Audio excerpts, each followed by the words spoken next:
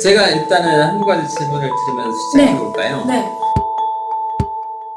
대표님은 이렇게 망인이 돌아가셨을 때 누가 상속자인지 가장 쉽게 누가 상속자예요? 배우자입니다. 배우자. 네. 그다음에 자녀? 자녀. 네. 배우자와 자녀가 상속인이죠. 네. 그렇죠? 네. 근데 만약에 배우자는 있는데 자녀가 없어요. 그럼 누가 상속인인가요? 배우자가 다 갖는 건가요? 다 갖는 건가요? 네. 예. 다 그게 가질 것 이제 같아요. 사람들이 많이 생각하고 있는 건데 어. 배우자만 있을 때는 배우자와 음. 그다음에 그 망인의 직계 존속, 즉 아버지 어머니가 같이 상속하는 거예요. 왜 그러냐면 왜 법이 왜 그렇게 정해졌냐면 네. 이제 배우자만 있을 때는 그 아버지 망인의 아버지 어머니 입장에서는 네. 그 재산이 손자 손녀한테 안 가잖아요. 그쵸? 그쵸. 뭔가 서운할 것 같죠. 네네. 그러니까 그 각 나라마다 법은 어쨌든 다른데 우리나라 법에서는 어. 자녀들이 없을 때는 그 배우자와 아버지 어머님이 같이 상속인이 된다. 아, 그렇구나. 그쵸. 네. 그러니까 다 알 것 같은데 이제 흔히들 잘 모르시는 네. 문제예요. 그리고 이제 비율은 배우자는 1.5, 1.5. 자녀는 111. 아. 그러니까 배우자가 이제 다른 상속인보다 50% 정도 더 지분이 많죠. 자녀가 없을 때도 배우자와 이제 그 망인의 직계 존속 사이에도 마찬가지로 1.5, 11 이렇게 되는 거예요. 네. 그렇구나. 아, 궁금한 게 있어요. 네. 이 재산만 상속되는 게 아니라 부채도 그렇죠. 채무도 상속되죠. 그럼 그것도 똑같은 비율이에요? 그렇죠. 아. 전체적으로는. 네. 소송할 때는 이제 채무를 넣고 계산하는지 뭐 디테일이 좀 있기는 한데 네. 기본적으로는 채무도 마찬가지로 상속이 되는 거예요. 유산은 예. 받고 싶다고 하시는데 부채는 내가 거절이 안 되나요?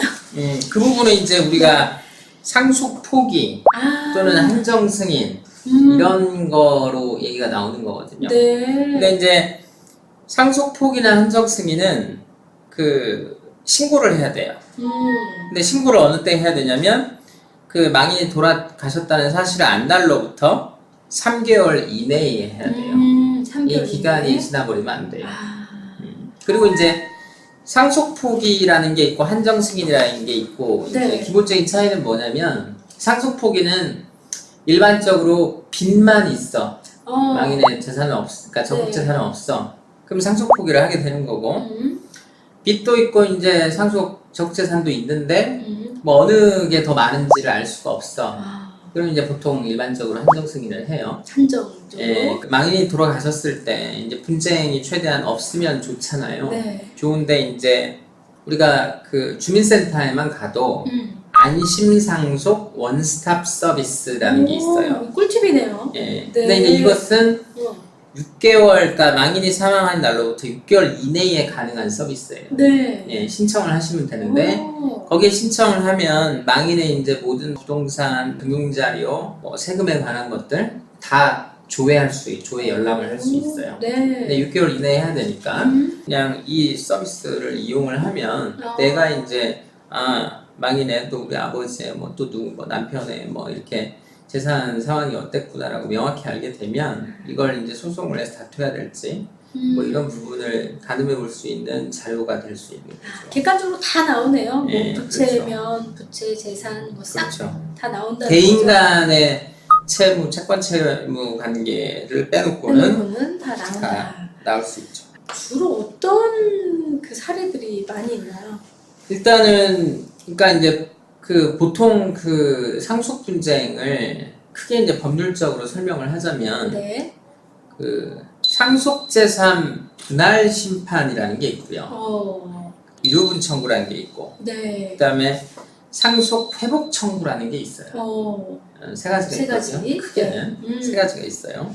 상속재산 분할 심판은 뭐냐면 망인 명의의 어떤 재산이 그 망인 명의의 재산이 망인 이름으로 있을 때 네. 상속재산 분할 이걸 망인 명의의 재산을 나눠주세요라고 상속재산 하는 것을 상속재산 분할 심판 청구라고 하는 거예요. 네, 분할 심판 청구. 네. 네, 상속재산. 그다음에 이제 유류분이라는 것은 이제 망인이 돌아가시기 전에 이렇게 증여를 자녀들이든 누구한테 할 수 있잖아요. 네. 근데 이제 나는 받은 게 되게 적어요.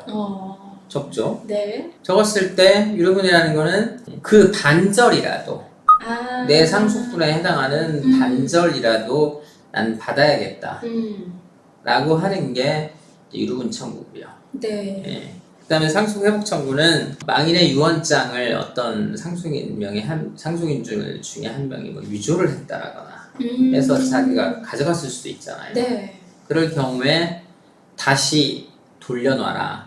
이런 게 상속회복 청구. 상속회복. 예, 예. 근데 이제 유류분 청구 같은 경우에는 기간 제한이 있어요. 예. 그러니까 안날로 상속이 개시됐고, 그러니까 망인이 사망을 했다는 거, 그다음에 어떤 재산을 누구한테 구체적으로 주었다라든가 더 많이 갔다, 재산에 대한 증여 사실이나 이런 걸 안날로부터 1년 이내에 해야 돼요. 1년 이내에. 1년 이내에? 네. 네. 1년 이내에 하지 않으면 내가 억울해도 할 수가 받을 수 없어요. 그래서 그래서 이제 이 소송이 네. 세 가지 소송이 그러니까 어떤 사안에서 세 가지 소송이 꼭 한 곳에만 해당이 되는 게 아니고 이것도 해당이 되면서 이것도 해당이 되면서 이것도 해당이 될 수 있어요. 그러니까 예를 들어서 지금 뭐 아버님이 돌아가셨어요. 근데 아버님 명의의 부동산이 하나가 있어요. 그 다음에 아버님이 또 살아생전에 뭐 여러 가지 부동산이나 다른 금전을 뭐 저기 자녀들한테 이렇게 의사대로 줬어요. 네. 그러면 일단 남아있는 상속 재산은 아버님 명의로 남아있으니까 분할을 해야 되잖아요. 네. 근데 상속재산 분할 심판은 그 망인이, 그러니까 돌아가신 분이 있는 주소지 관할에 가정법원에 해야 돼요. 서울이 주소지다 그러면 서울 가정법원에 상속재산 분할 심판 청구를 한단 말이죠. 네. 그럼 이제 거기에서 망인 명의의 부동산에 남아있는데 5억이다. 그리고 이제 뭐 자녀들이 5명이 있다. 그러면 그냥 우리는 상속분대로 가치로 얘기하면 1억씩 나눠 가지면 돼 이렇게 생각을 하잖아요. 네. 근데 그 다른 이제 형제들이 각자마다 받은 것들이 있어요. 그러면 부모님 명의의 재산이 있을 때는 예전에 받았던 걸 싹 계산해서 이 상속재산에 이렇게 쭉 올려놓는 거예요. 그것까지 합쳐서요? 그렇죠, 합쳐서. 그러니까 무슨 말이냐면 그 전에 어떤 사람은 이제 망인 명의의 5억 원어치가 5억 원이 어쨌든 돈으로 얘기하면 5억 원이 남아있는데 네. 그 전에 형제 중에 한 사람은 3억을 가져갔어. 그러면 이 3억도 같이 플러스를 시키고 어떤 사람이 2억 가져갔어. 어떤 사람이 1억 가져갔어. 그러면 아버지가 옛날에 살아생전에 5억을 형제 일부 상속인에 줬단 말이에요. 그럼 지금 남아있는 5억이고 그러면 그 상속분 어떻게 계산하냐면 그 두 개를 합쳐서 일단 10억이 상속분인 거예요. 10억이. 네. 10억이죠. 그러면 형제들이 이제 성이 5명이다. 2억씩 나눠 가져야 되잖아요. 그쵸. 다 5, 20 하니까. 그렇죠. 그죠?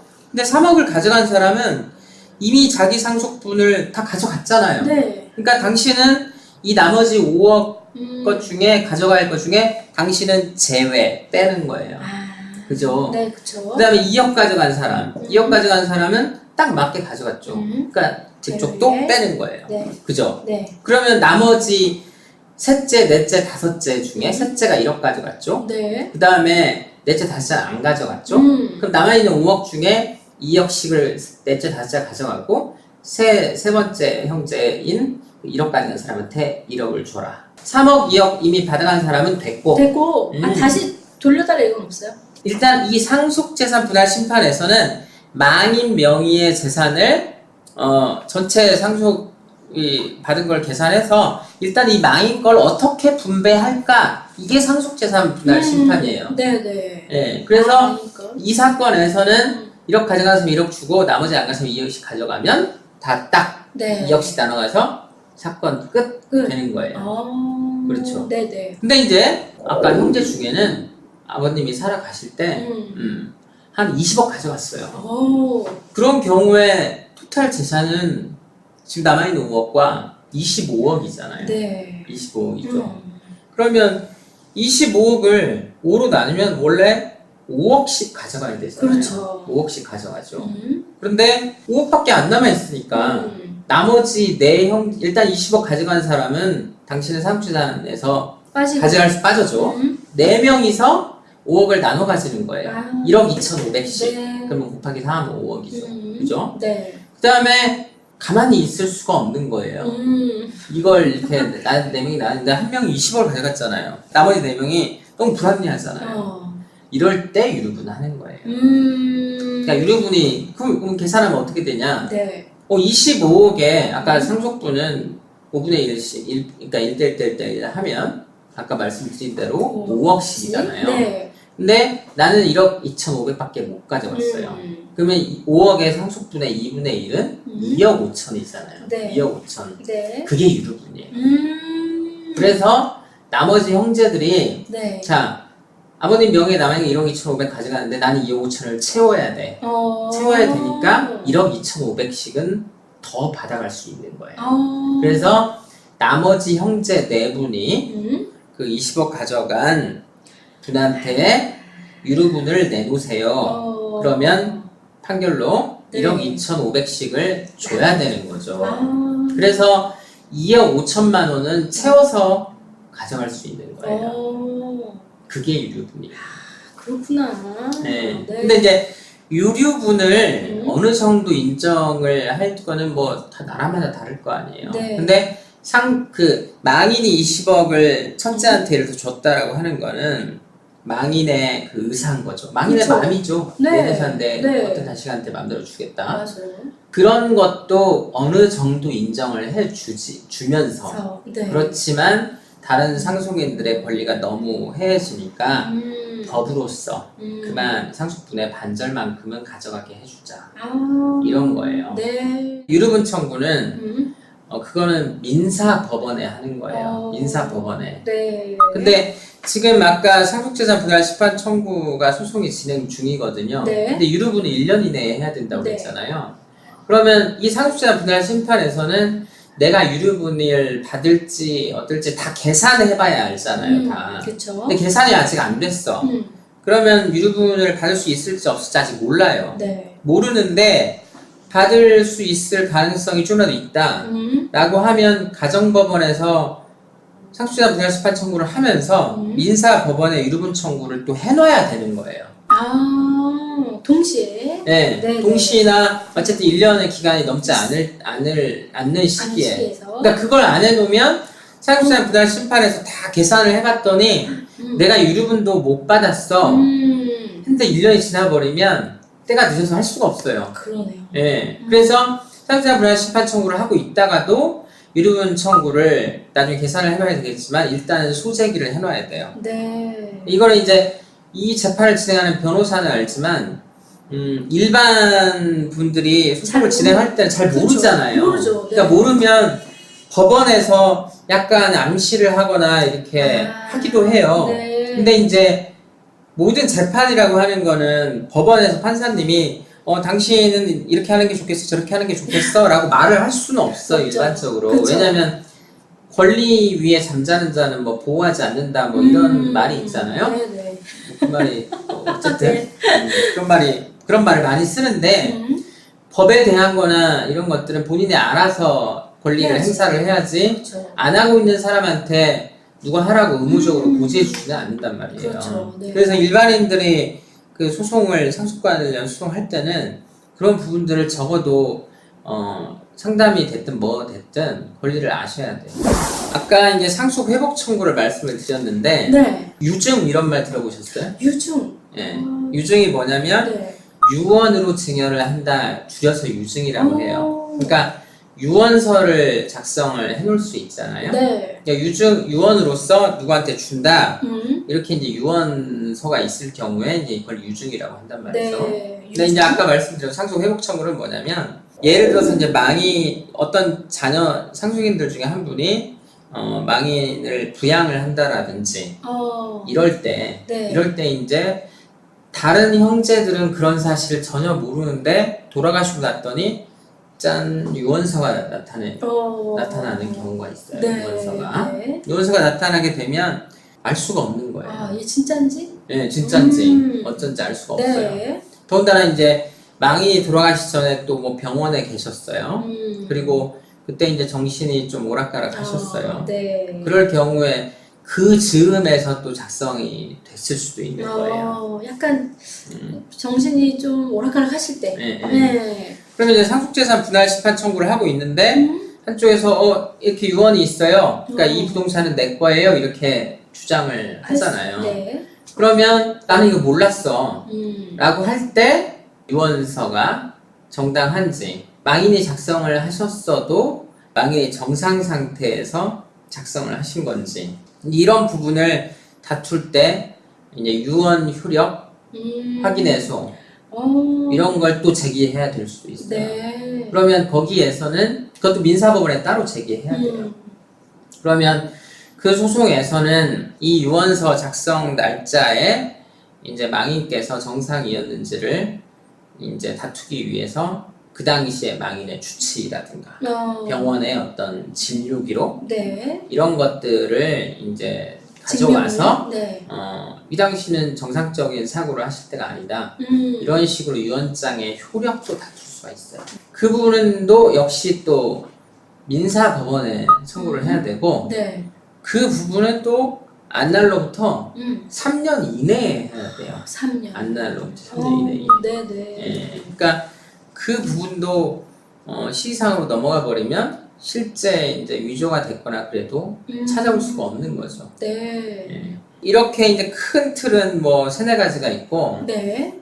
그거에 대한 이제 기본 상식을 알고 계시면 이제 그런 일이 벌어졌을 때 이제 상담을 받으실 때나 이제 변호사가 설명을 해줄 때도 네. 개념이 어느 정도 쉽게 와닿을 수 있는 거죠. 그러네요. 예. 좀. 망인이 살아 계신데 자녀들을 불러요. 자녀들을 불러가지고 자, 내 재산은 뭐 어떻게 할 테니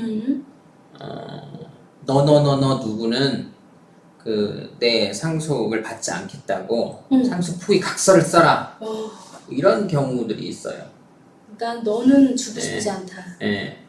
아니면 이제 뭐 상속인들 중에 이제 가장 힘이 센 사람이 상속 포기해. 포기 각서를 망인이 아직 돌아가신 게 아니에요. 아버님이 네. 아직 안 돌아가셨어요. 근데 너는 포기 각서 써. 이럴 수 있어요. 그리고 이제 망인이 돌아가셨어요. 그다음에 상속재산이 있을 거 아니에요. 네. 자, 너는 포기 각서 썼으니까 너는 못 가져. 어떨 것 같아요? 그쵸. 땅을 치고 후회할 것 같은데. 네. 그럴 때도 회복할 수 있는 방법이 있나요? 효력이 없어요. 효력이 없어요? 네. 오. 그러니까 내가 상속 포기 각서 썼어도 네. 아니 상속 포기 각서 그렇죠. 내가 상속을 받지 않겠다라고 썼어도 오. 그러니까 아까 상속 포기는 망인이 돌아가시고 나서 상속 포기를 하는 거잖아요. 그러니까 살아보니까 아니라 전에는 그렇죠. 망인이 살아 계신데 미리 상속 포기 각서를 썼어요. 근데 이거는 효력이 없는 거예요. 야, 그렇구나. 그러니까 예를 들어서 이제 혹시 그 망인 살아 계실 때 내가 상속 포기 각서를 썼어요. 그래서 나는 상속 못 받아 이렇게 포기하고. 생각할 수도 있잖아요. 네. 전혀 효력이 없어요. 와, 좋네요. 네. 근데 이와 비슷한 게 외국에는 결혼을 할 때 네. 우리 이혼할 때는 재산을 어떻게 나눠 이런 게 있잖아요. 그죠? 결혼할 때. 네, 결혼할 때 뭐 내가 이혼하면 어떻게 나눠? 그거 효력 없어요. 우리나라에 효력 없어요. 우리나라는요. 네. 이혼을 대비해서 이혼을 할 때는 이렇게 분할을 하기로 해. 이런 거 효력 없어요, 우리나라는. 그렇구나. 네. 네. 그 혼인도 법률혼과 사실혼이 있잖아요. 네. 그러니까 법률혼은 혼인신고를 한 거죠. 그리고 이제 사실혼은 뭐냐면 실질로는 부부지만 법률적으로 혼인신고를 안 해서 네. 법률혼, 그러니까 부부관계가 아닌 거 그게 이제 사실혼이잖아요. 네. 근데 법률혼과 사실혼은 이제 깨질 때는 사실혼도 법률혼이 같이 재산분할 위자료 다 인정을 해주잖아요. 네. 그죠? 네. 근데 법률혼과 사실혼이 기본적으로 다른 건 뭐냐면 사실혼은 그 배우자가 사망했을 때 상속권이 없어요. 네. 그러니까 깨져서 정산을 할 때는 법률혼같이 사실혼을 보호해 주는 거죠. 네. 근데 사실혼은 상속관계는 없는 거예요. 그러니까 내가 10년이든 20년이든 부부로 살았어요. 살았어도. 근데 혼인신고 안 돼 있으면 내가 상속인이 아닌 거예요. 그렇구나. 그런 차이가 있는 거예요. 네. 이왕이면 신고하고 사시는 게 좋겠네요. 네.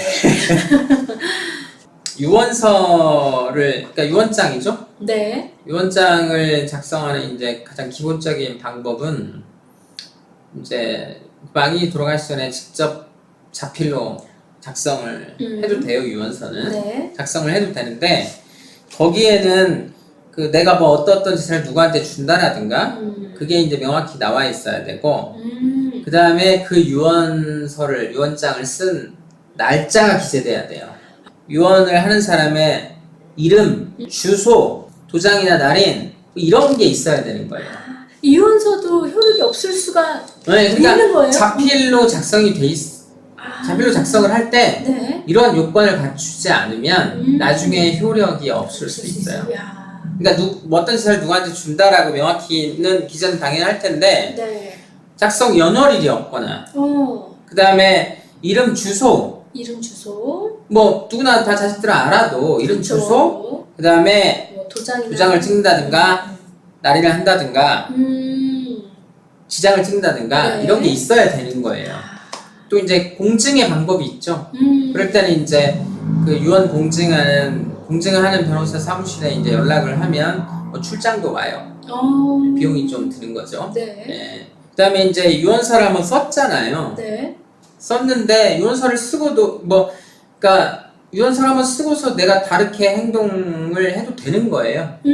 근데 유언서를 어떻게 하기로 썼어요? 네. 유언서는 또 바꿀 수도 있고. 그쵸. 그다음에 유언서를 누구한테 주도 써놓고 내가 뭐 다른 사람한테 줘도 되고. 그러면 이제 기존에 썼던 유언서는 효력이 무효화되는 거죠. 근데 유언서랑 말로 하는 거랑 다를 경우는 어떤 게 더? 또 녹음에 의한 유언 같은 게 있는데 네. 좀 복잡해요. 복잡해요. 그러니까 방식은 또 유언에 의한 녹음도 있긴 한데 네. 좀 복잡하니까 이제 보통 많이 하게 되는 거는 자필로 쓰거나 네. 아니면 공증을 하거나. 이왕이면. 많은 사건을 보시면서 네. 이런 방법이 제일 좋구나, 제일 현명하구나 라고 좀 설명해 주시면 좋을 것 같아요. 물론 법대로 하는 게 제일 좋지만 참 이분 현명하게 잘 하신다 뭐 이런 사례도 있으신가요? 아까 이제 뭐 상속분이나 이런 거 말씀드렸는데 기여분 같은 것도 있어요. 기여분. 네, 기여분. 그러니까 기여분은 뭐냐면 상속인들의 일부가 이제 그 망인의 재산 축적에 경제적으로 기여를 한 경우에 뭐 사업을 도왔다던가. 그러니까 아니 돈으로 어떻게 좀 도왔다든가. 돈으로. 금전적으로 어떻게 도운 부분. 네. 그런 부분이거나 아니면 이제 동거적인 기여라고 해서 단순히 모시고 사는 것보다는 이제 망이 돌아가시기 전에 이제 굉장히 아프셨고 그러면 이제 요양을 굉장히 특별하게 했다라든가 그런 경우에 경제적 기여나 이제 아까 뭐 사업 도운 것도 인정될 여지는 있는데 이렇게 가능성이 높지는 않고요. 그래서 그런 부분이 있을 때는 기여분으로 인정이 받을 수 있는데 단순히 뭐 같이 살았다라거나 이런 걸로 잘 인정되지는 않아요. 그렇구나. 네. 이제 법정 상속분이 이제 사실 이렇게 1.5, 112 이렇게 평등해진 것도 91년도 이후의 얘기예요. 1991년도. 그 전에는 이제 뭐 후주 상속자냐 또 이제 남녀에 따라서 차이가 이제 있는 경우들이 있었고 이제 이렇게 평등해진 거는 91년도. 그러면 이후에. 배달은 뭐 자녀가 있었다. 배달은 자녀도 똑같아요. 그 이제 아버지의 배달은 자녀다. 네. 그럼 상속분은 똑같아요. 네. 어쨌든 굉장히 진흙탕 싸움일 것 같아요. 근데 이제 네. 이 상속 소송을 하면 이제 그 당사자분들은 좀 감정적으로 많이 접근을 하시는 경우가 많죠. 네. 많은데 이제 법원의 입장에서는 숫자로 계산하는 거예요. 그냥 숫자로 정확하게. 숫자로 정확하게. 네네. 숫자로 정확하게 계산한 부분이어서 저희가 이제 의뢰인 분들한테도 이제 되게 감정이 골이 깊어진다거나 하면 그 부분은 이렇게 그렇게 안 하셔도 된다. 그러니까 이제 상속소송 중에는 막 그 다른 사람이 나쁘다 이거예요. 근데 이제 의뢰인분들의 말씀이 나쁜지 안 나쁜지 사실 이제 법원의 입장에서 판사님 입장에서 별로 궁금해하지 않는다. 그쵸. 판사님 입장에서는 전체적으로 이제 조회하고 숫자 계산이 나오면 가족 간의 분쟁이기 때문에 이제 조정을 많이 해요. 이렇게 어떻게 나누는 게 좋을지. 네. 그래서 이제 안 됐을 때 결론적으로 이제 판결로 가는 것이거든요. 그래서 감정적으로 뭐 과거에 설사 그런 일이 있으셔도 이거는 법원의 입장에서는 전체적으로 숫자 계산의 문제이기 때문에 법에 이미 상속분이나 이런 것들은 정해져 있고 네. 그러니까 감정의 골이 더 깊어질 필요는 없고 오히려 더 이제 이 소송을 통해서 조정이나 이런 걸 통해서 이제 그 갈등을 봉합하려고 많이 노력합니다. 상속 분할은 철저하게 숫자네요. 숫자죠. 네, 너무 그리고 감정 이제 섞지 말고. 과거에 이제 가져간 것들을 어떻게 이제 가져갔다고 입증을 할 것인가. 네. 이런 사실 이런 부분입니다. 네. 이해가 쏙 됐습니다. 변호사님. 네. 상속, 분할, 네, 모든 것. 네, 이 편을 보면은 아마 미리 알아두시면 여러모로 도움이 되실 것 같아요. 우리가 밀접한 뭐 죽음이라는 것, 또 돈이라는 것, 다 우리 이야기니까요. 네, 꼭 이 방송을 보시면서 공부하셨으면 좋겠고요. 더 궁금하신 사항이나 상담 원하시면 우리 법무법인 해안의 신동우 대표 변호사님께 연락 주시면 친절하게 또 상담해 주십니다. 네, 변호사님 감사합니다. 다음번에 또 재밌는 생활 상식 법률 또 알려주셨으면 좋겠어요. 네. 감사합니다. 네, 감사합니다.